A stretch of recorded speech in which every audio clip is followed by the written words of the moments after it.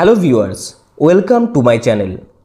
আজকে তোমাদের the bet ছোট গল্পের সেকেন্ড পার্ট শুরু করছি।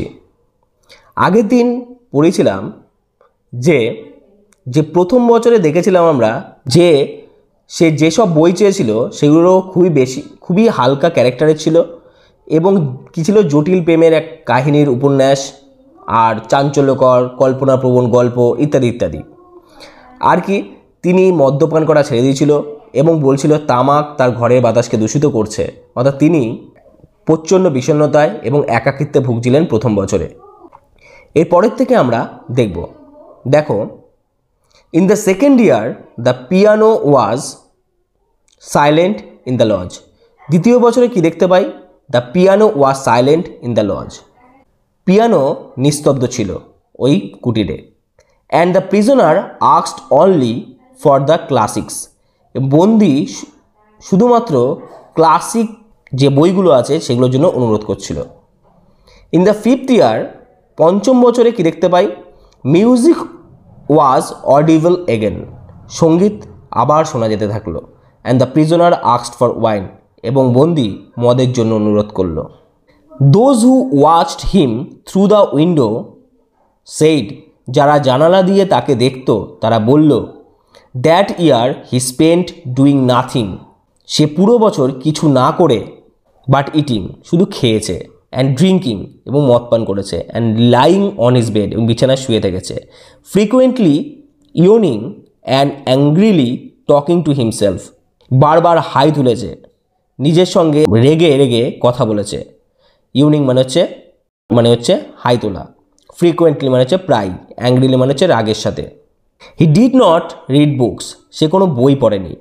সামটাইমস অ্যাট নাইট, কখনো কখনো রাতে, he would sit down to write. সে লিখতে বসত। He would spend hours writing. ঘন্টার পর ঘন্টা ধরে সে শুধু লিখত। অ্যান্ড ইন দ্য মর্নিং, এবং সকালবেলা, tear up all that he had written. সব ছিঁড়ে ফেলত যা সে লিখেছিল। টিয়ার আপ মানে হচ্ছে ছিঁড়ে ফেলা। মোর দ্যান ওয়ান্স, একাধিকবার, he could be heard crying. তাকে কাঁদতে শোনা গেছে, অর্থাৎ কান্না করছিল। In the second half of the sixth year, ষষ্ঠ বছরের দ্বিতীয়ার্ধে, অর্থাৎ ষষ্ঠ বছরের পরের 6 মাসে, the prisoner began zealously studying languages, philosophy and history. বন্দি উদ্যমের সঙ্গে ভাষা, ফিলোসফি দর্শন, অ্যান্ড হিস্ট্রি ইতিহাস পড়া শুরু করছিল। He threw himself eagerly into these studies so much. সে এতটাই আগ্রহ নিয়ে এই পড়াশোনায় ডুবে গেল, so that the banker had enough to do to get him the books he ordered. ব্যাংকারের জন্য তার চাওয়া বইগুলো সংগ্রহ করা খুবই কঠিন হয়ে পড়ল। থ্রিউ হিমসেলফ এগারলি অর্থাৎ নিজেকে ডুবিয়ে নেওয়া, ইনটু দি স্টাডিজ পড়াশোনার মধ্যে। এনাফ টু ডু অর্থাৎ যথেষ্ট পরিমাণে ছিল না, মানে বড়ই কঠিন হয়ে পড়েছিল সেই ব্যাংকারের কাছে তার বইগুলো সংগ্রহ করার ক্ষেত্রে। In the course of 4 years, 4 বছরের মধ্যে, সাম 600 ভলিউমস, প্রায় 600 বই, প্রকিওর্ড অ্যাট হিজ রিকোয়েস্ট, সংগ্রহ করা হয়েছিল। প্রকিওর্ড মানে হচ্ছে সংগ্রহ করা। It was during this period, এই সময়ের মধ্যে, that the banker received the following letter from his prisoner. তার বন্দির কাছ থেকে একটা চিঠি পেলেন। My dear jailer, I write you these lines in 6 language. আমার প্রিয় কারারক্ষী, আমি আপনাকে 6টি ভাষায় এই চিঠিটি লিখছি। Show them to people who know the languages. যারা এই ভাষাগুলো জানেন তাদেরকে এটি দেখান। লেট দেম রিড দেম, তাদেরকে এটি পড়তে দিন। If they find not one mistake, যদি তারা একটিও ভুল না পান, আই এমপ্লোর ইউ, আমি আপনাকে অনুরোধ করছি। ইমপ্লোর মানে অনুরোধ করা। To fire a shot in the garden, যেন আপনি বাগানে একটি গুলি ছোড়েন। That shots will show me that my efforts have not been thrown away. সেই গুলি আমাকে দেখাবে বা আমাকে বোঝাবে যে আমার প্রচেষ্টা যে বৃথা যায়নি। The geniuses of all ages and of all lands speak different languages, but the same flame burns in them all. The geniuses, সব যুগের ও সব দেশের জিনিয়াসরা বিভিন্ন ভাষায় কথা বলেন। But the same flame burns in them all, কিন্তু তাদের মধ্যে একই আলো জ্বলজ্বল করে। ও আহা, ইফ ইউ, যদি আপনি জানতেন, what unearthly happiness my soul feels now from being able to understand them, তাদের বুঝতে পারার ক্ষমতা পেয়ে আমার আত্মা এখন কি অদ্ভুত আনন্দ অনুভব করছে। The prisoner's desire was fulfilled, বন্দির ইচ্ছা পূরণ করা হলো। The banker order 2 shots to be fired in the garden, banker বাগানে 2টি গুলি ছোড়ার নির্দেশ দিলেন। দেন আফটার দ্য 10th ইয়ার, তারপর 10ম বছরের পর, the prisoner sat immovably at the table, বন্দি এক জায়গায় বসে থাকত। And read nothing but the gospel, এবং কেবল বাইবেলের গসপেল ছাড়া আর কিছুই পড়তো না। It seem strange to the banker, ব্যাংকারের কাছে এটি আশ্চর্যজনক মনে হলো, দ্যাট এ ম্যান, যে ব্যক্তি, হু in 4 years had mustard 600 learned volumes, যে ব্যক্তি 4 বছরে 600টি পাণ্ডিত্যপূর্ণ লার্নড ভলিউমস বই আত্মস্থ করেছিল, মানে মাস্টার্ড মানে হচ্ছে দক্ষ হয়ে গেছিল, should waste nearly a year over 1 thin book easy of comprehension, সে কিভাবে একটা সহজবোধ্য, ইজি অফ কম্প্রিহেনশন মানে সহজবোধ্য পাতলা বই পড়তে 1 বছর নষ্ট করতে পারে।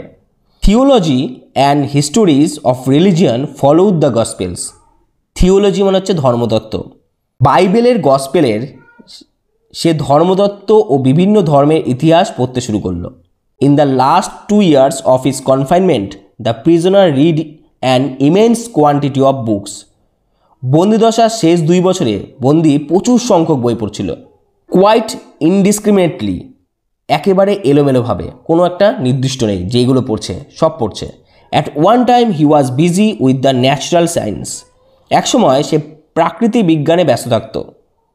দেন he would ask for Byron or Shakespeare, তারপর আবার বাইরন বা শেক্সপিয়ারের বই চাইতো। বাইরন এবং শেক্সপিয়ার হচ্ছে একজন বিশিষ্ট লেখক। শেক্সপিয়ার তোমরা নাম শুনেছ, আগের বছর তোমাদের ওথেলো, ম্যাকবেথ এগুলো সব ছিল শেক্সপিয়ারের।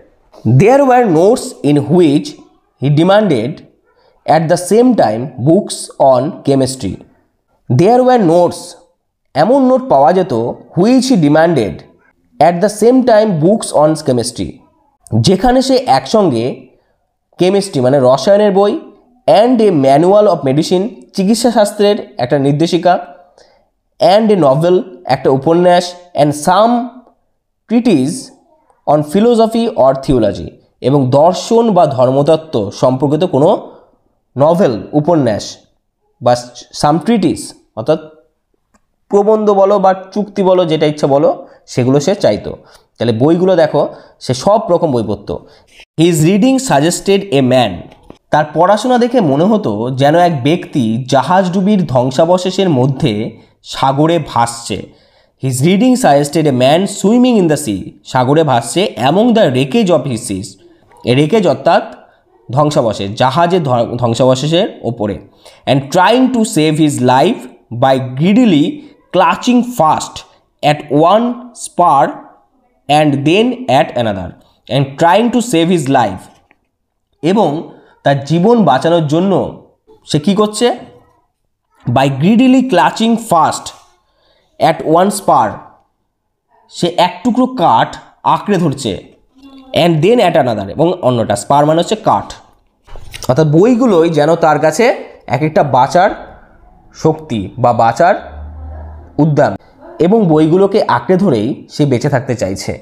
Old banker remember all this, বৃদ্ধ ব্যাংকারের সব কিছু মনে পড়লো, অ্যান্ড থট, এবং ভাবলো, tomorrow at 12 o'clock he will Regain his freedom, আগামীকাল 12টায় সে তার স্বাধীনতা ফিরে পাবে। রিগেইন মানে ফিরে পাওয়া। বাই আওয়ার এগ্রিমেন্ট, আমাদের চুক্তি অনুযায়ী, I ought to pay him 2 millions, আমাকে তাকে 2 millions টাকা দিতে হবে। If I do pay him, যদি আমি এই অর্থ দিই, it is all over with me, তাহলে আমার সব শেষ হয়ে যাবে। I shall be utterly ruined, আমি পুরোপুরি নিঃস্ব হয়ে যাব। 15 years বিফোর, 15 বছর আগে, his millions had been beyond his রিকনিং, তার সম্পদের পরিমাণ এত বেশি ছিল যে সে হিসেব করতে পারতো না। রিকনিং মানে এর আগে বলেছি যে হিসেব করা। প্রচুর বড় লোক ছিল, প্রচুর অর্থপূর্ণ, প্রচুর ধনী ছিলেন। Now he was afraid to ask himself, এখন সে ভয় নিজেকে জিজ্ঞাসাও করতে পারে না, which were greater, his debts or his assets, যে তার দেনা বেশি নাকি সম্পদ। ডেটস মানে হচ্ছে ধার বা দেনা। Desperate gambling on the stock exchange, stock এক্সচেঞ্জে মরিয়া হয়ে গ্যামলিং জুয়া খেলতো। ওয়াইল্ড স্পিকুলেশন, বেপরোয়া বিনিয়োগ করত, স্পিকুলেশন মানে হচ্ছে বিনিয়োগ করা। And the excitability which he could not get over even in advancing years, যা বয়স বাড়ার পরও সে কাটিয়ে উঠতে পারেনি। Excitability which he could not get over মানে সে তখনও কাটিয়ে উঠতে পারেনি, ইভেন ইন অ্যাডভান্সিং ইয়ার্স, অর্থাৎ অ্যাডভান্সিং ইয়ার্স মানে কি আগামী বছরগুলোতেও বা পরবর্তী বছরগুলোতেও সে এই ধার সে কাটিয়ে উঠতে পারেনি। Had by degrees led to the decline of his fortune, সেটা কী হতে হয়, ধীরে ধীরে তার সম্পদের কী হলো, ডিক্লাইন ঘটলো, অর্থাৎ পতন ঘটলো, তার ভবিষ্যতের পতন ঘটলো, fortune. And the proud fearless self confident millionaire had become a banker and middling rank, trembling at every rise and fall in his investments. এবং গর্বিত, ফিয়ারলেস নির্ভীক, সেলফ কনফিডেন্ট আত্মবিশ্বাসী সেই কোটিপতি millionaire had become a banker of middling rank, একটা মধ্যম মানের ব্যাংকারে পরিণত হয়েছে। Trembling at every rise and fall in his investment, যে প্রতিটা বিনিয়োগে সে প্রতিটি উত্থান পতনে সে ট্রেমলিং কেঁপে ওঠে। ট্রেমলিং কথা অর্থ কেঁপে ওঠা। কার্স বেট অভিশপ্তবাজি, মার্টার্ড দ্য ওল্ড ম্যান, সে বিড়বিড় করে সেই বৃদ্ধ ব্যক্তিটি বলল, and clutching his head in despair, এবং হতাশায় মাথা চেপে ধরল। Why didn't the man die, লোকটা কেন মারা গেল না। হি ইজ অনলি 40 নাও, সে এখন মাত্র 40 বছর বয়স। He will take my last penny from me, সে আমার শেষ পয়সাটুকুও নিয়ে নেবে, অর্থাৎ কি তার সেই অবশিষ্ট টাকা, সেই টাকাটুকু সে তার কাছে আর থাকবে না, সে নিঃস্ব হয়ে যাবে। পেনি মানে হচ্ছে পয়সা। হি উইল ম্যারি, সে বিয়ে করবে। উইল এনজয় লাইফ, তার জীবন উপভোগ করবে। Will gamble on the exchange, stocks এক্সচেঞ্জে জুয়া খেলবে। While I shall look at him with envy like a beggar, আর আমি তাকে হিংসায় দৃষ্টিতে দেখব একটা ভিকারির মতো। লাইক এ বেগার, ভিকারি, বেগার মানে হচ্ছে ভিকারি, এনভি মানে হচ্ছে হিংসা। And here from him every day the same sentence, এবং প্রতিদিন তার মুখ থেকে একটা কথাই শুনতে পাবো, কি I am indebted to you for the happiness of my life, আমি আমার জীবনের সুখের জন্য আপনার কাছে ঋণী। লেট মি হেল্প ইউ, আমাকে আপনাকে সাহায্য করতে দিন। নো ইটস টু মাচ, এখন অনেক হয়েছে। The one means of being save from bankruptcy and disgrace is the death of that man, দেউলিয়া হওয়া and disgrace is the death of that man, এবং অপমান থেকে বাঁচার একমাত্র উপায় হলো ওই ব্যক্তির মৃত্যু। আমার দেউলিয়া হওয়া এবং ওই ব্যক্তির মৃত্যুই হলো আপনার অপমান থেকে বাঁচার একমাত্র উপায়। Struck 3 o'clock, the banker listened, ঘড়িতে 3টা বাজলো, ব্যাংকার লিসেন শুনতে পেল। Every one was asleep in the house, বাড়ির সবাই ঘুমিয়ে গেছে। And nothing could be heard outside, বাইরে কোনো কিছুই শোনা যাচ্ছিল না। But the rustling of the chill trees, শুধুমাত্র শীতল বাতাসে দুলতে থাকা সেই সমস্ত গাছের আওয়াজ ছাড়া। Trying to make no noise, কোনো রকম শব্দ না করার চেষ্টা করেই he took from a fire proof safe the key of the door, দরজার সেই চাবিটি একটা ফায়ার প্রুফ আলমারি থেকে বের করলো। Which had not been open for 15 years, যেটি 15 বছর ধরে খোলাই হয়নি। পুট অন হিজ ওভারকোট পরল, and went out of the house, এবং বাড়ির বাইরে বেরিয়ে গেল। It was dark and cold in the garden, বাগানটা অন্ধকার আর ঠান্ডা ছিল।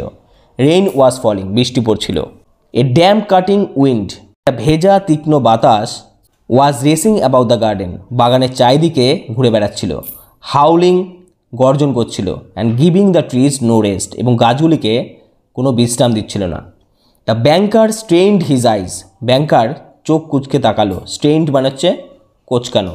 But could see neither the earth nor the white statues nor the lodge nor the trees, কিন্তু সে মাটি, neither the earth nor the white statue সাদা মূর্তিগুলো, নর দ্য লজ সেই লজ, নর দ্য ট্রিজ গাছ, কিছুই দেখতে পেল না।